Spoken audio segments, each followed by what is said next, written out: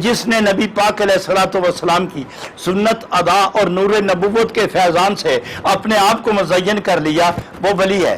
اور ان اولیاء میں، ان ولیوں میں، ان اولیاء کرام میں جو سب سے بڑی ولایت کے حامل ہیں وہ صحابہ ہے، چونکہ صحابہ جلوہ نبوت کا پرتو اول ہے،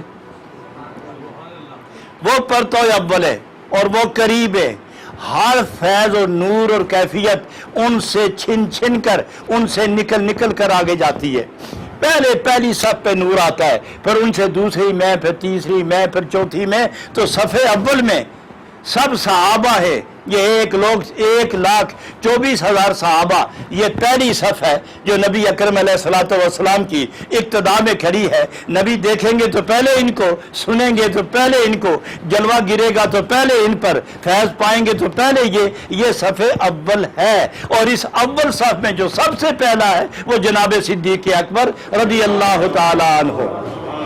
یہاں نبی پاک علیہ السلام فرماتے ہیں ما سب اللہ فی قلبی سببتہ فی قلب ابی بکر صدیق، جو کچھ اللہ نے نبوت کے بغیر میرے دل میں ڈالا ہے وہ سارے کا سارا میں نے صدیق اکبر کو دے دیا ہے۔